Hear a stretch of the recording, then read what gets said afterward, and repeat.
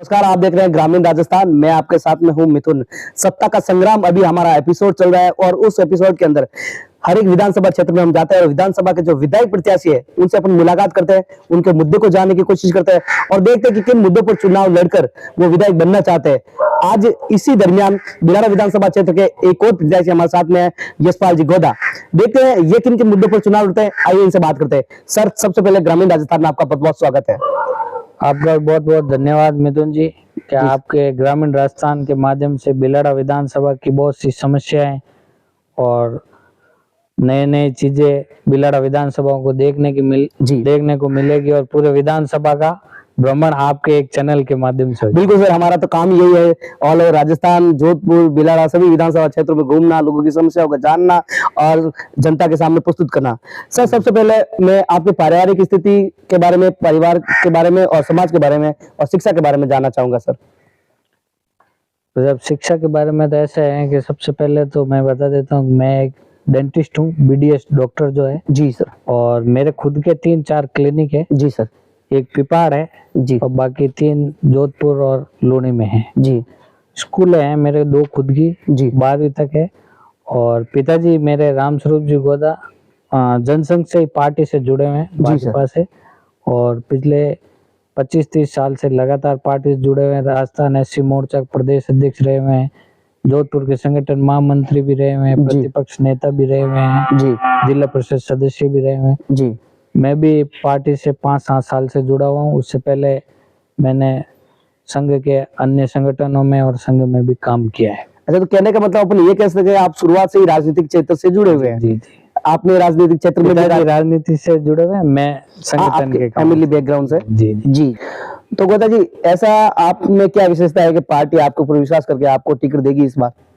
सबसे पहले तो जब यूँ है कि मेरा जो परिवार है ना, वो जनसंघ के टाइम से ही पार्टी से जुड़ा हुआ है। अच्छा। पिताजी मेरे लगभग 25-30 साल से पार्टी की सेवा में लगे हुए हैं। SC मोर्चा के प्रदेश अध्यक्ष रहे हुए हैं, राजस्थान के संगठन महामंत्री रहे हुए हैं, जोधपुर के महामंत्री भी रहे हुए हैं, प्रतिपक्ष नेता भी रहे हुए हैं। मैं भी पिछले 2-3 साल से पार्टी में आया हूँ। उससे पहले मैंने संघ व उनके अन्य संगठनों में काम किया है। उसके बाद कि तलवारों की धार पे इतिहास बदलता देखा है और जिस ओर जवानी चलती है उस ओर जमाना चलता है। जी बिल्कुल। तो आप जानते ही हैं, फिर मोदी जी भी यही सोचते हैं कि जो राजनीति के अंदर अब ज्यादा से ज्यादा युवा शक्ति आए और युवाओं को ज्यादा से ज्यादा मौका और अवसर दिया जाए। जी। इसीलिए मैं यहाँ पे बिलाड़ा की जनता की सेवा करने के लिए लगा हुआ हूँ। और मेरा पिपाड़ में भी क्लिनिक है जो पिछले 4 साल से है। उस क्लिनिक के थ्रू मैंने बिलाड़ा विधानसभा के 30-40 गांवों में निःशुल्क लगातार कैंप किए हैं, दांतों के निःशुल्क दवाई वितरण की है। उसके अलावा फिर पार्टी के जो नए नए जितने भी कार्यक्रम जो आए ना पिछले 1.5-2 सालों में, उन सारे कार्यक्रमों में मैंने बढ़ चढ़ के भाग लिया है और पर्टिकुलर वो सारे काम बिलाड़ा विधानसभा में किए। तो सर, चलो अच्छी बात है, आपने बिलाड़ा विधानसभा के लिए अच्छे कार्य किए हैं। आपके राजनीतिक क्षेत्र में, जीवन में और सामाजिक जीवन में अच्छे कार्य कौन कौन से हुए जनता के हितों के लिए, वो हमें कुछ बताइए। तो राजनीति सामाजिक कार्यक्रम तो अगर देखा जाए ना, तो बस पिछले 5-7 साल से मैं एक संघ का ही संस्थान था, सुदर्शन सेवा संस्थान, उसके अलावा एक सेवा भारती करके संस्थान है, तो इन दोनों से जुड़ा हुआ हूँ। जो लगातार 5 साल से सुदर्शन सेवा संस्थान 101 सामूहिक विवाह जोड़े का विवाह करवाती है। उसमें सर्व जाति रहते हैं, सब समाज के, हर साल होता है बसंत पंचमी में।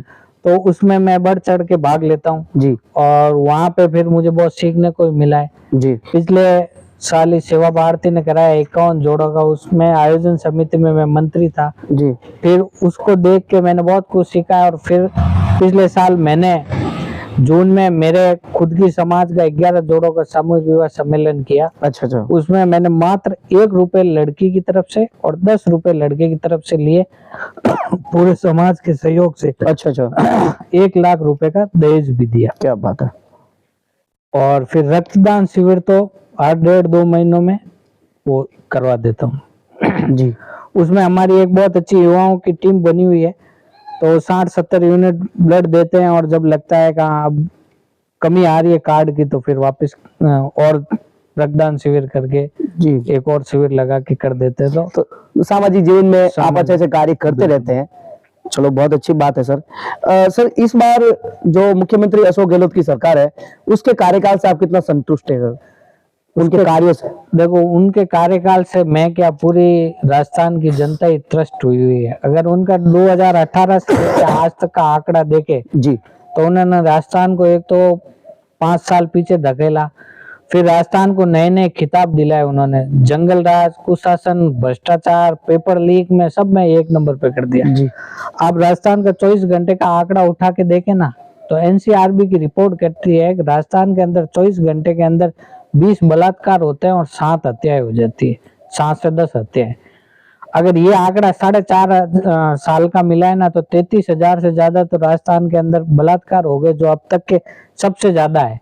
और पेपर लीक आप देखते ही होंगे, 60 लाख का, तो ये मैं 6-7 महीने पहले का आंकड़ा बता रहा हूँ, 60 से 62 लाख युवाओं ने परीक्षाएं दी जी, और उनके पेपर लीक हो गए। रीट की परीक्षा देख लो, पुलिस की देख लो, जहाँ देखो वहाँ पेपर लीक हो जाते हैं।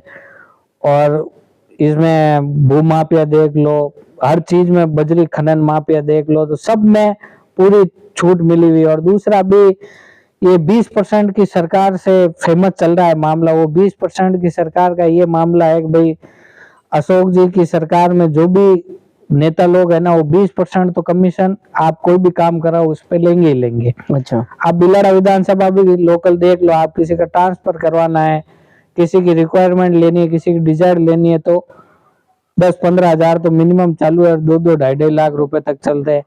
ऐसे 100-150 केस तो मेरे पास आ गए जिन्होंने यूं बोल दिया कि हमारे 50,000 लाख रुपए ले रखे और अभी तक ट्रांसफर नहीं हुआ है, और अब 1.5-2 महीनों में फिर ये आचार संहिता लग जाएगी और फिर लग रहा है ये मामला भी यूं ही चला जाएगा। तो ऐसा इन 5 सालों में अशोक जी ने कर दिया है राजस्थान को। अपन बिलाड़ा विधानसभा क्षेत्र की बात करें तो क्या विधायक के कार्यों से भी आप इसी तरह के आपके आरोप होंगे? आप घूम ही रहे हैं, आप जनता को सुन ही रहे होंगे और जी, जनता से फीडबैक ले ही रहे होंगे, जी जी तो जनता आपको बता ही रही होगी। जी जी। अब मैं आपको बताऊं उससे बेटर तो आप यहाँ की 2,82,000 की जो जनता है उनसे पूछिए जी जी कि भाई क्या चल रहा है। ये तो जो 18 से ऊपर है, जो वोट देने लायक है, उनकी मैं बोल रहा हूँ, ऐसे तो बहुत लोग होंगे। और फिर आप स्कूलों में और पानी वगैरह की व्यवस्थाओं में भ्रमण कीजिए, वहाँ आपको देखने को मिलेगा कि क्या क्या कैसा कैसा सिस्टम चल रहा है यहाँ। अशोक गहलोत सरकार ने अभी पिछले कुछ महीनों में जो जिस तरीके की जो योजनाएं सरकार जनता के लिए निकाली है, क्या उनको देखकर आपको क्या लग रहा है?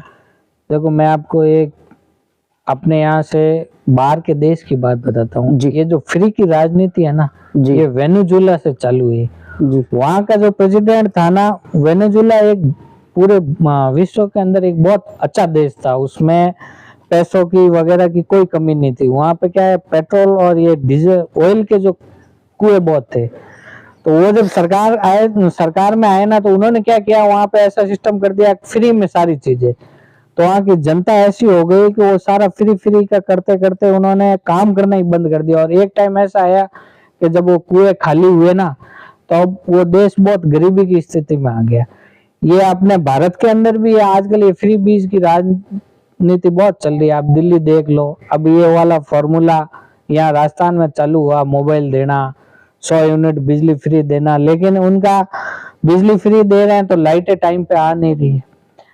किसानों को बोल रहे हैं कि हम आपको बिजली फ्री देंगे, तो खेतों में 4-4, 5-5 घंटे तक लाइटें नहीं आ रही, तो उनकी फसल वगैरह हर चीजों में परेशानी आ रही है। तो इससे कोई बड़ा होने वाला नहीं है। और ये भी अभी लास्ट के 2-3 महीने पहले किया। अगर ये 3-4 साल पहले करते तो अभी सिलेंडर कम किया ना, अभी थोड़े दिनों बाद में डीजल पेट्रोल के भाव भी कम करेंगे।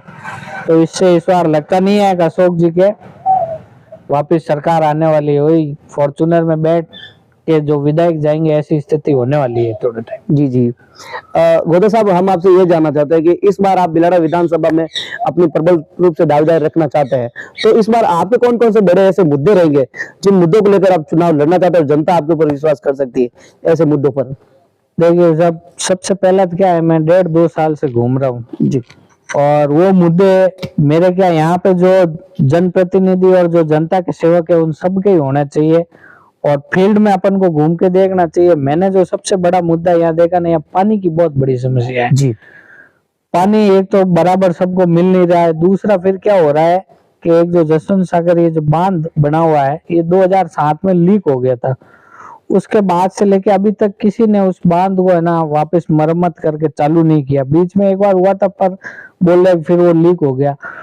उसके पानी के कारण से ऐसा होता था कि आसपास के जो 40-50 गांव है ना, उनमें अच्छी खेती होती थी जी और बहुत अच्छा रहता था। दूसरा फिर क्या है कि बिजली की भी एक बहुत बड़ी समस्या आ रही है। दूसरा ये देखने को मिला है कि बिलड़ा और पिपाड़ के अंदर मंडी है छोटी, तो उन मंडियों से क्या होता है कि जो ठेले वाले और जो किसान जो काम करने वाले हैं ना लोग, वो क्या है सब्जी ले जाते हैं आसपास के गांवों से।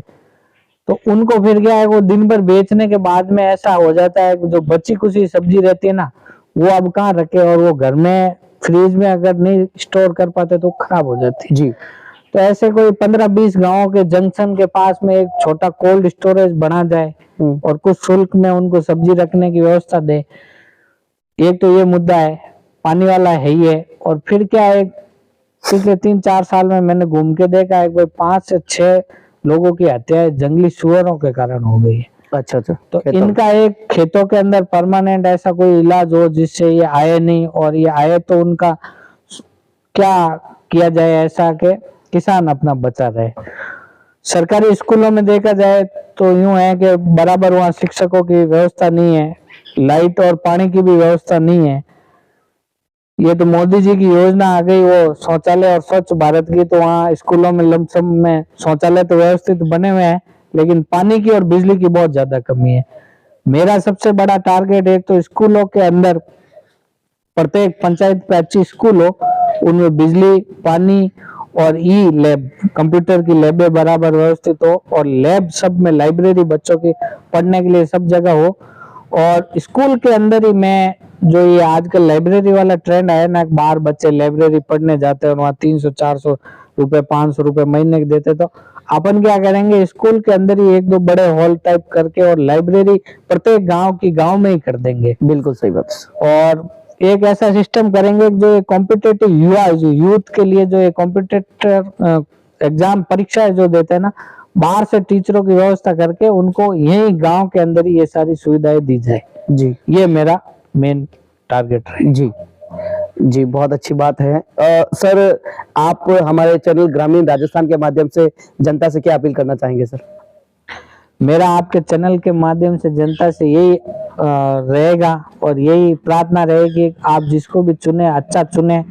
और आने वाला समय जो अभी देखा जाए तो भाजपा और बहुत से मीडिया चैनल वाले भी मेरे से मिले हैं, तो सर्वे हुआ तो इस बार बीजेपी प्रचंड बहुमत से जीतेगी और कम से कम 150-160 सीटें का तो सर्वे है। और उससे अच्छा ही मामला होगा, क्योंकि आपने 5 साल में गतिविधियां देखी होगी। जी जी। तो जिसको भी चुने अच्छा चुने, समाज सेवा करने वाला चुने, ये जाति भेद और सारी बातों को भुला के, और जो जनता के बीच में हमेशा रहे, परमानेंट रहे और लंबा रहे 20-25 साल तक, ऐसा कोई नेता चुने और विधानसभा की और यहाँ के पूरे क्षेत्र की हर प्रकार से उन्नति हो। यही मैं आपके चैनल से। ये थे यशपाल जी गोधा, जो बिलाड़ा विधानसभा बीजेपी से अपनी दावेदारी प्रस्तुत कर रहे हैं। देखते हैं कि पार्टी इनके ऊपर कितना विश्वास करती है और जनता इनके ऊपर कितना विश्वास करती है। हम मिलेंगे एक और एपिसोड के साथ सत्ता के संग्राम में ग्रामीण राजस्थान के साथ। मैं मिथुन रिल।